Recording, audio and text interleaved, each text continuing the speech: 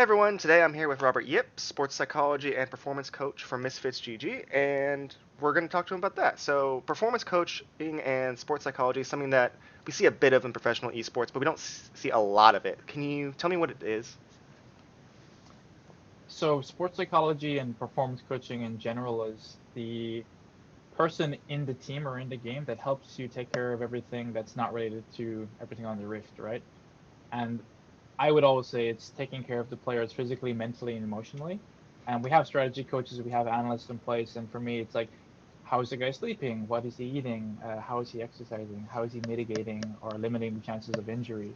Hmm. How is he dealing with stress, interpersonal skills?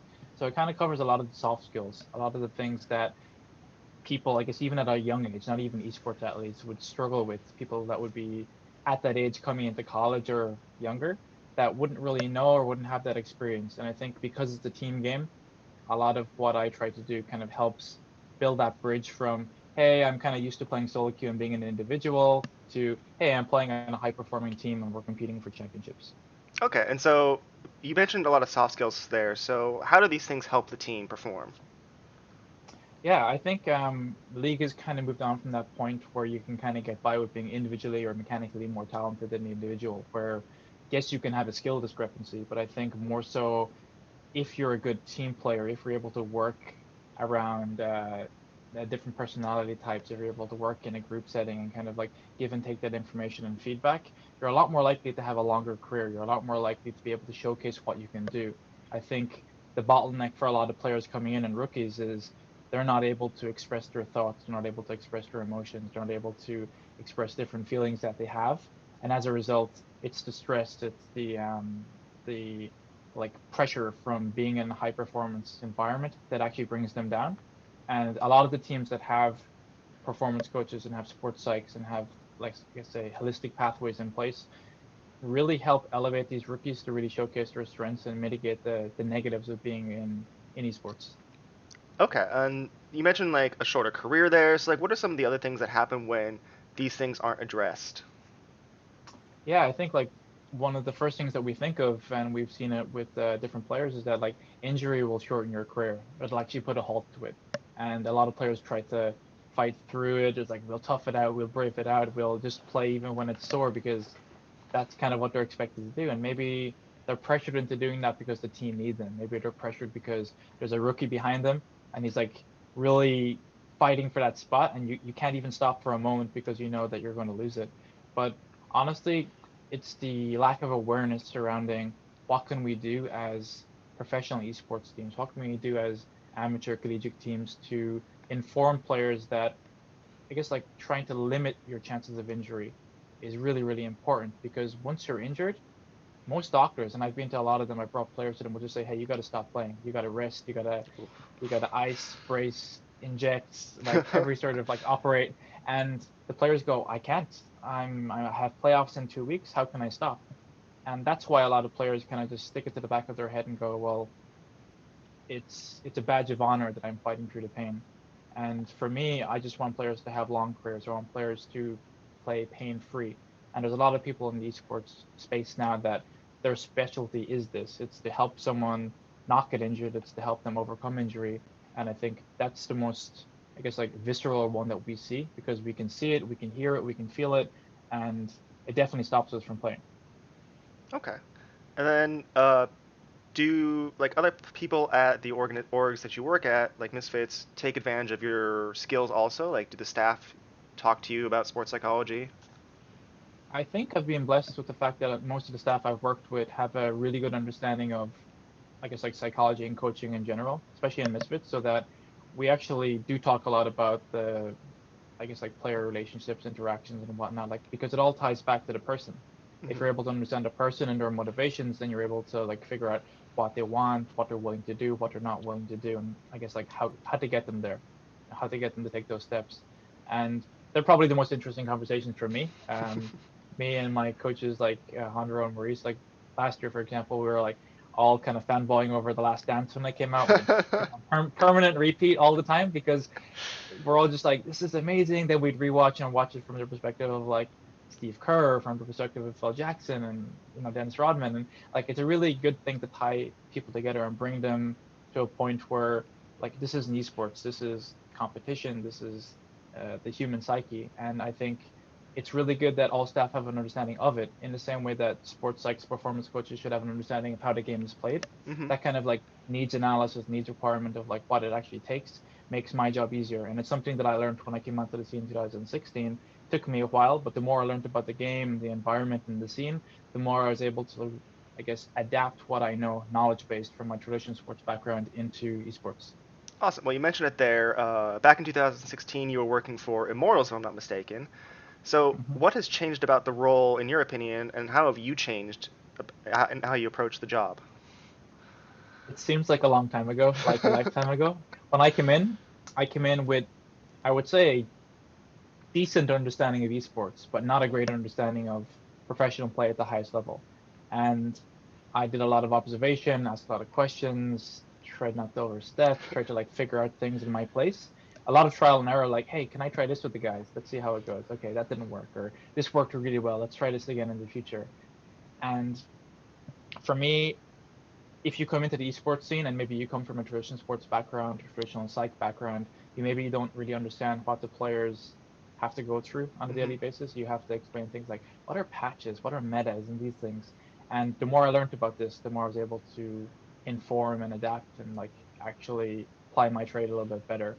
But I think it's changed a lot from when I started. So now esports performance coaches aren't really something new. A lot of teams have them. So a lot of players have the understanding of like, yeah, I gotta, put in the hours, put in the time outside of the game to get better. Hmm. If I fully invest in this, I'm gonna reap more rewards than if I'm standoffish and I don't really buy into it. So I think it's more accepted. It's seen as something that, hey, I'm an organization and I want to look after my players. I'm gonna hire, let's say, a coach that works on the holistic side because we understand that we can't be living off Mountain Dew and Doritos and stuff like this. We actually have to treat ourselves with like as a professional. And like yes, still players sometimes will like they'll invest, they'll have pizza, they'll have kebabs. I've seen this, and they'll do it. But you have to allow them some sort of like I guess respite from the Hmm. constant like, hey, slap chips out of your hand, slap the fries out of your hand, and like, you're an athlete, but they're still kids, they're still learning, and they kind of have to experience like ups and downs, and so eventually they start making their right choices. But I think we've professionalized a lot. The last 5 years, more teams are taking it seriously, more players are taking it seriously, careers seem to be going longer, Hmm. and I think even now the rookies that are coming in have that foundation level of like, this is part and parcel of what I'm expected to do when I'm on a pro team, not just playing the video game 16 hours a day. Awesome. All right. So, what should students look to do right now if they want to pursue a career like yours? Focus on your grades, focus on graduating. For me, when I finished graduating, I kind of got into esports because my friend was telling me, "Hey, look at StarCraft, look at GSL, look at the MLG circuit," and I was like, "No, I'm not interested. I'm gonna stick to what I know at." But after 6 months of like beating me down, I started watching, and I'm watching Idra, I'm watching like Huck, I'm watching these guys fight it out Oh. against the Koreans and they can't win, but they're fighting the good fight. And I was like, this is competition. This is something that I see from watching like individual athletes in different sports. Like they're under the same pressure, the same stress. They put in a ton of hours. Like all of the things that I can help traditional sports athletes do, I can like bring that over to esports. And I eventually got into that, and it was a part-time endeavor. I was working, but esports was like my part-time hobby. You're doing it for free. You're building up experience basically. So the big thing is try to find as many avenues for experience as possible. Hmm. You don't have to immediately go to LCS, LEC to like a COD team, right? You don't have to go to the highest of the high. Find an amateur team. If you have an esports team in your college, volunteer there, get the experience, and then figure it out. Even when I finished my degree, my lecturers told me, listen, you're going to make a ton of mistakes when you get out. You're going to make all the mistakes in the world, but that's good because you're going to learn from it. But you have to make those mistakes if you want to improve, if you want to have that confidence so that when you go to the next team and the next team and you go higher up, you're going to be armed with all of this knowledge. And I was like, yeah, that makes sense. And I made those mistakes, but thankfully you learn from them and you improve from them. So I would say like, don't put all your eggs in the esports basket because it's difficult. It's Hmm. really lucky. I was extremely lucky. I did a presentation for some coaches and some owners, and they're like, "This is interesting." And I wrote an article or two here and there, and It was around the time when esports coaching was mandatory, when you actually had to have a coach, when teams had a little bit more disposable income. So I got a phone call and just, you want to move to LA and work with Immortals? And I was like, yeah, yeah, that sounds really good. So I moved over there and it was really exciting. It was really great, but that's not really how it works anymore. I think Hmm. now you have to build a base so that staff and owners can kind of see, yeah, this guy's got a lot of experience. He worked his way up. He's paid his dues. He's done a couple of amateur teams, and now I think he's ready, right? So I think you have to build that experience up, and the best thing you can do is just volunteer anywhere you can get it. I mean, so you mentioned a lot of things right there, like you built up your, working with some smaller teams, wrote some articles. Is that how you think the people should pitch themselves to orgs when they're going for these kind of jobs? I think what orgs want to see is that you're already going to have the base knowledge from your traditional education, from Hmm. your master's or undergraduate. What you're missing is how can you apply that to esports? So the bridge there is understanding esports in a way that you're not getting it from Reddit. You're not getting it as an armchair analyst. You're kind of throwing yourself in there. It's like, hey, I worked with an amateur league team. I worked with my college team. I worked with an academy team, or I worked with a minor region team. I worked with an EU Masters team, right? And then that kind of experience is invaluable because you work with that team, and then the players are suddenly referencing you. They're vouching for you. They're saying, like, yeah, this guy was really good to work with. I learned a lot. And then a team that's above that, or a team that you want to aspire to work for, they're going, okay, yeah, there's a couple of references here, a couple of testimonials. We're going to give you a shot. Hmm. But without that, it's kind of risky because if you're a team looking uh, for any sort of a coach, they have to know that they're not going to have to teach you the ropes because it's difficult to learn and work in a highly competitive environment at the same time. So you have to kind of hit the ground running. So even if TSM come and offer you a job straight out of college, you should still be a little bit wary. You should kind of think, okay, am I ready for this? Is this Hmm. going to be the first impression that I want to make? Like I want to make a splash, but I can make a small splash first, then I can make a slightly bigger one and a bigger one. I think that's probably the best way to go about it because you see a lot of people kind of come in and their first job is difficult because they weren't ready or they weren't sure what was going to happen in the future. So I would say start small and work your way to a bigger dream. Awesome. Well, that was a lot of great advice right there for getting into as a sports psychologist or performance coach. Do you have any general advice for people looking to get into esports?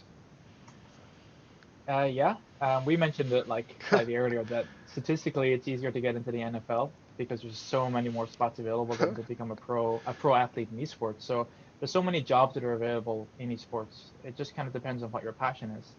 I think I've got a lot of messages from people and they're saying, okay, I want to get involved in Misfits. I want to get a job in your org. And I'll say like, for what? And they say, oh, anything. I'll do anything.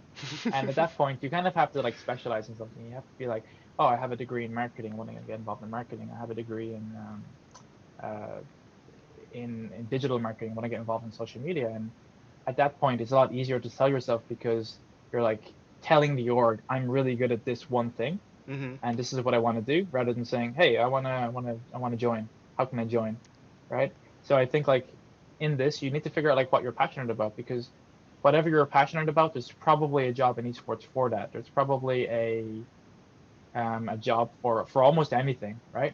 But I think we're kind of gone past that point where you can kind of get in without having a degree in Hmm. education. You kind of need that now. You need to have that degree in marketing or business or whatever that might be, and then try find experience more relevant to esports. So I would say like figure out what you want to do outside of esports, and then you'll probably be able to find your way into esports if you're lucky. But if it doesn't happen, you need to have a fallback. You need to be able to say, okay, I couldn't get into esports, but I'm still okay because Hmm. I can work for this company or I can work, over here and over here. And I think that sense of security is like much, much better than kind of going all in and going like, I'm not going to stop until I get into esports. Awesome. Well, I've definitely heard other people I've talked to talk about having a backup plan also, and I think it's a great idea with esports being a little unstable at times. Yeah. But awesome, yeah. So that's all I have for you today. So I want to thank you very much for taking the time to talk with me. It's been great chatting with you. Yeah, you too. Thank you very much. Yep. Appreciate it. And for everyone else, I hope you enjoyed the interview, and I'll catch you next time.